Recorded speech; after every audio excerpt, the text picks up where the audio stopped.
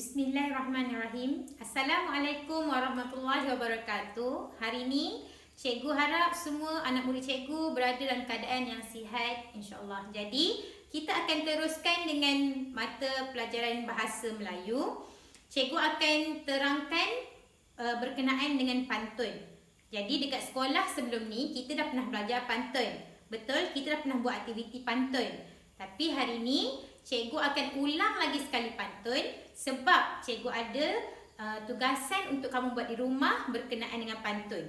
Jadi sebelum tu cikgu nak kamu kena tahu dulu, kenal dulu apa itu pantun dan cara menulis pantun dan seterusnya cara melafazkan pantun dengan intonasi yang betul. Okey, boleh? Okey, jadi cikgu akan kenalkan kamu dulu.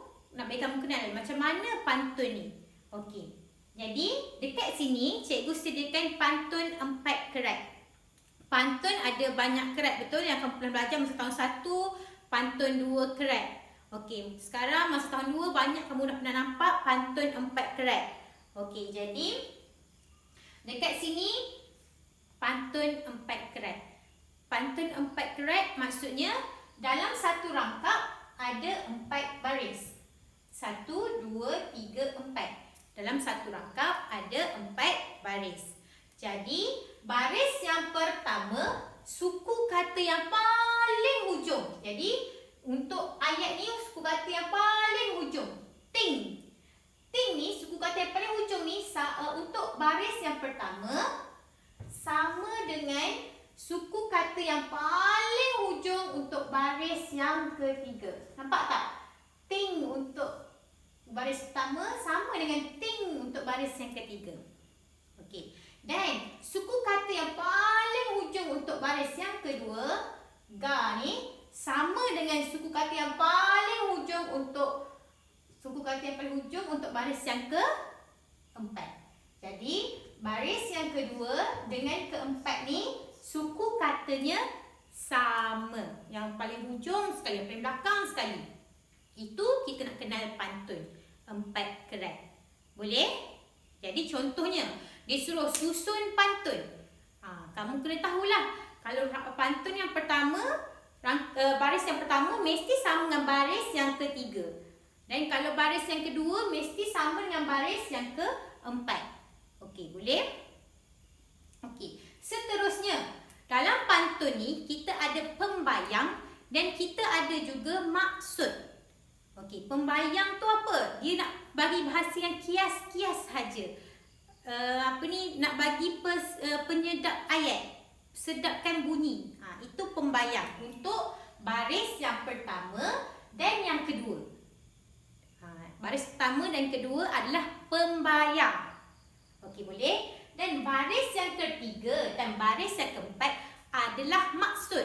Maksud ni apa? Maksud ni contohnya dia nak cakap, nak suruh orang jadi baik. Jadi dekat barisan yang ketiga dan barisan yang keempat ni lah akan kamu dapat ayat nak suruh kita jadi baik. Boleh? Okey, faham? Okey, dan cara kita pergi kepada, itu selesai untuk kenal pantun. Jadi kita pergi kepada cara menulis pantun. Okey. Cara menulis pantun, untuk kamu boleh tengok nanti rujukan dalam buku teks. Cikgu tahu buku surat nanti.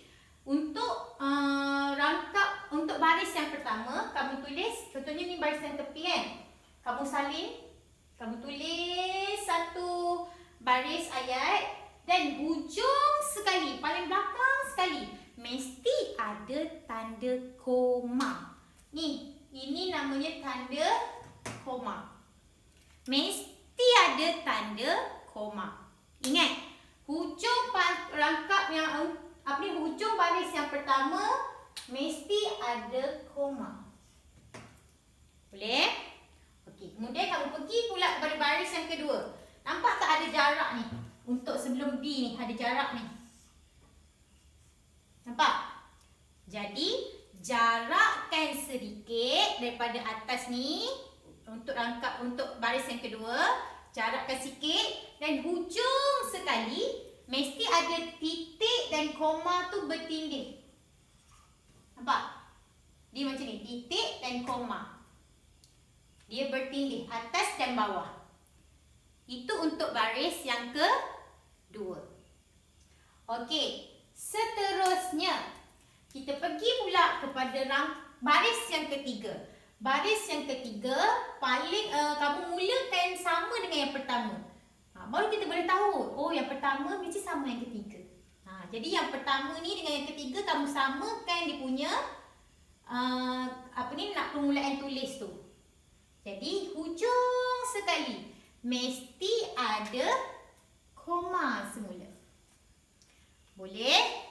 Yang ketiga mesti ada apa? Baris yang ketiga mesti ada koma. Okey. Dan baris yang keempat kamu tulis sama dengan baris yang kedua ni. Kamu jarakkan sikit ke tepi dan kamu tulis sama baris yang kedua. Hujung sekali mesti ada titik. Mesti ada titik. Okey, boleh? Faham tak cara nak menulis? Mesti ada titik. Jadi ini untuk baris yang pertama. Baris yang pertama koma, baris yang kedua titik dan koma bertindih, baris yang ketiga koma semula dan baris yang keempat titik. Sama kita ulang untuk rangkap yang seterusnya. Boleh faham untuk cara menulis pantun? Okey, bagus. Jadi kita pergi kepada yang seterusnya, iaitu melafazkan pantun. Jadi kita nak tahu intonasi pantun yang sebenar, bunyi dia macam mana. Adakah kita baca pantun macam ni? Dari kukuk pergi ke banting, bawa ragi di dalam raga, non-stop. Tak ada berhenti. Macam tu ke baca pantun?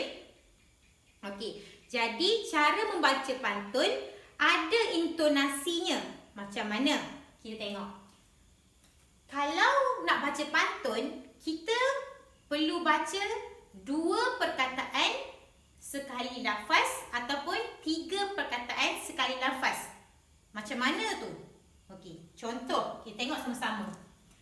Kalau cikgu kata 2 atau 3. Sekarang ada 1, ada 2. Kita cuba dulu koma dekat sini.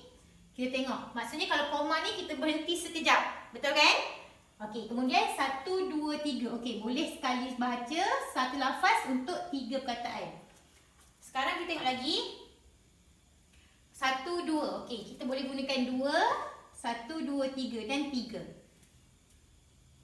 1, 2, 3, 4. 4 sahaja ada. Jadi kita boleh buat 2, 2. Sekarang yang keempat ada 1, 2, 3, 4. Kita boleh buat 2, 2. Okey, mari kita baca dulu. Sebelum nak baca, cikgu bagi awak kenalkan dulu nak mana awak nak berhenti. Jadi, kita try cari 2 ataupun 3.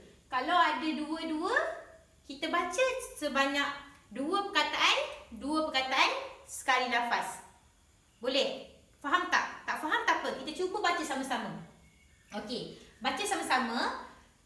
Dari kukuk pergi ke banting, bawa ragi di dalam raga. Tidur cukup sangatlah penting. Bangun pagi lebih bertenaga. Okey, boleh?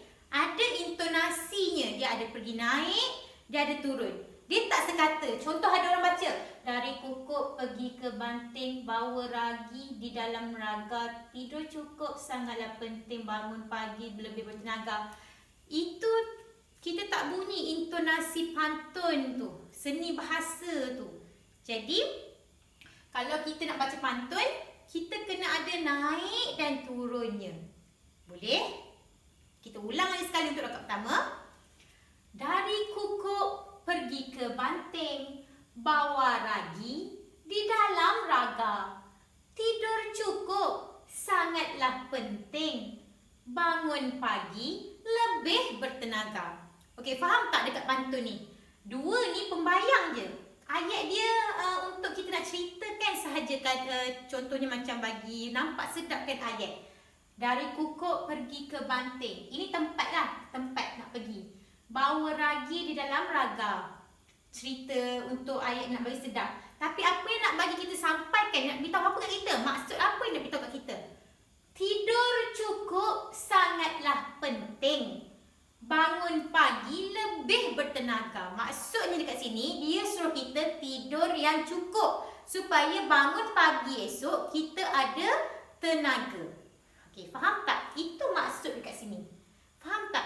Maksud ni, maksudnya awak boleh faham pantun tu nak sampai apa. Bila baca, oh baru tahu.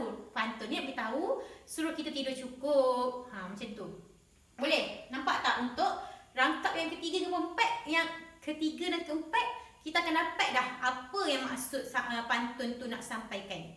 Okey, boleh faham?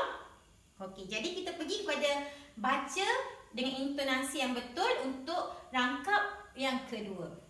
Okey, daun palas dianyam jemari. Nampak? Cikgu berhenti dekat 2. Daun palas dianyam jemari, rendang dimasak, berkuah santan.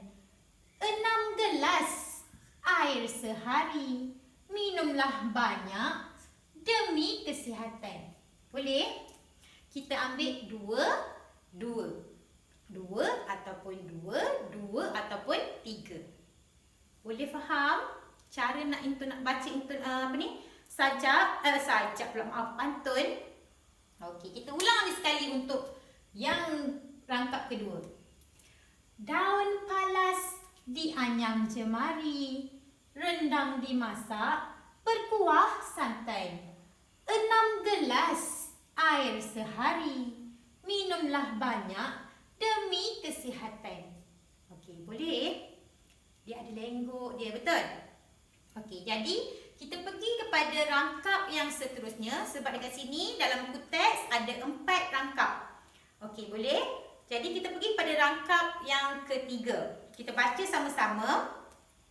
Terbang ligat si anak kumbang, terpikat warna putih melati. Makanan berkhasiat lagi seimbang, tubuh sempurna, cegah obesiti. Okey, boleh? Kita ulang lagi sekali. Terbang ligat si anak kumbang, terpikat warna putih melati. Makanan berkhasiat lagi seimbang, tubuh sempurna, cegah obesiti. Okey, boleh? Itu rangkap yang ketiga. Rangkap yang keempat.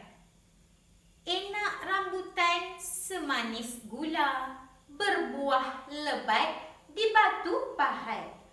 Dapatkan rawatan secara berkala, hidup hebat, terjamin sihat. Boleh? Okey, cikgu ulang lagi sekali untuk rangkap yang terakhir, rangkap yang keempat. Enak rambutan semanis gula, berbuah lebat di batu pahat. Dapatkan rawatan secara berkala, hidup